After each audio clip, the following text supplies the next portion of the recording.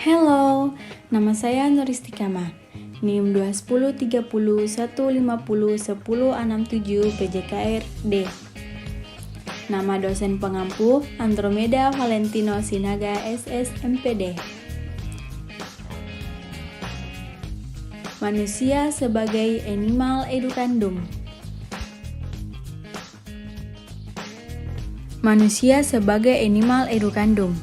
Secara bahasa, berarti bahwa manusia merupakan hewan yang dapat dididik dan harus mendapatkan pendidikan. Dari pengertian tersebut, secara tidak langsung menunjukkan bahwa terdapat perbedaan antara manusia dengan hewan, ialah bahwa manusia dapat dididik dan mendapatkan pendidikan. Mengapa manusia harus dididik atau mendidik? Pendidikan adalah perlu karena anak manusia dilahirkan tidak berdaya. Pertama, anak manusia dilahirkan tidak dilengkapi insting yang sempurna untuk dapat menyesuaikan diri dalam menghadapi lingkungan. Kedua, anak manusia perlu masa belajar yang panjang sebagai persiapan untuk dapat secara tepat berhubungan dengan lingkungan secara konstruktif. Ketiga, awal pendidikan terjadi setelah anak manusia mencapai penyesuaian jasmani atau mencapai kebebasan fisik dan jasmani.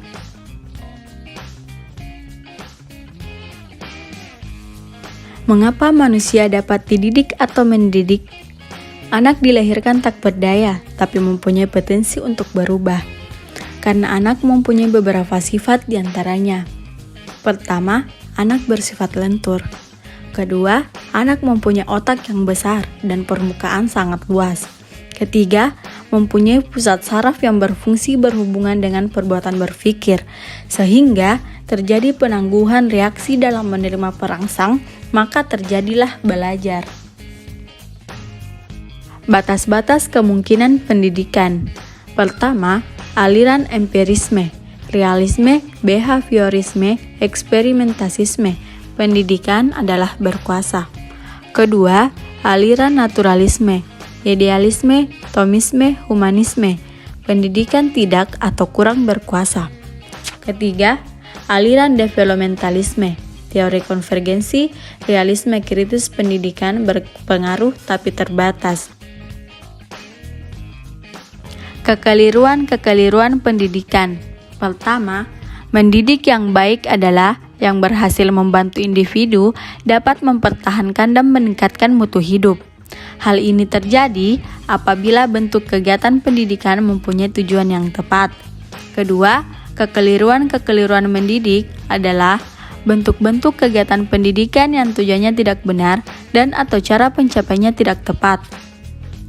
Ketiga, tujuan pendidikan dikatakan tidak benar apabila berisi nilai-nilai hidup yang bersifat mengingkari dan merusak harkat dan martabat manusia sebagai pribadi, warga, dan hamba Allah.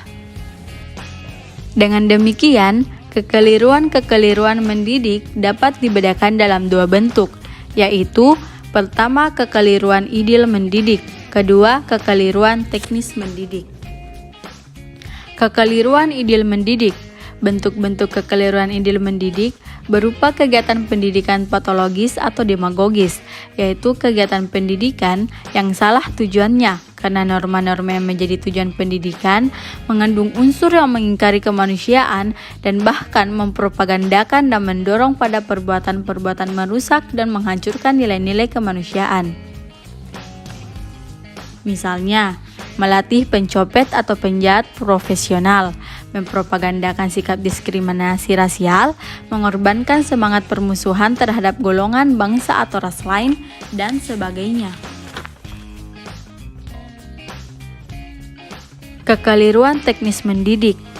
Bentuk-bentuk kekeliruan teknis mendidik berupa kegiatan pendidikan yang salah teknis pelaksanaannya, yaitu kesalahan dalam cara memilih dan menggunakan alat pendidikan, kegiatan mendidik dan penciptaannya, situasi atau lingkungan pendidikan. Kekeliruan teknis mendidik mencakup pertama, kekeliruan cara mendidik, misalnya mendidik dengan memanjakan atau murah ganjaran, mendidik dengan mengendalikan atau murah hukuman, mengembangkan keterampilan hanya dengan ceramah dan sebagainya. Kedua, kekeliruan ekologis atau menciptakan lingkungan hidup yang kurang mendukung pencapaian kedewasaannya. Misalnya, penyiaran TV dengan penuh kekerasan atau pornografi, lemahnya kontrol sosial, penciptaan lembaga pendidikan formal yang tidak tepat, dan sebagainya. Pendidikan dalam pandangan Islam. Tiadalah seorang yang dilahirkan melainkan menurut fitrahnya, maka akibat kedua orang tuanya lah yang meyahudikan atau menasranikannya, atau memajusikannya. Sebagaimana hanya binatang yang dilahirkan dengan sempurna. Apakah kamu lihat binatang itu tiada berhidung dan bertelinga? Kemudian Abi Hurairah berkata, apabila kau mau, bacalah lazimillah, fitrah Allah yang telah Allah ciptakan kepada manusia di atas fitrahnya.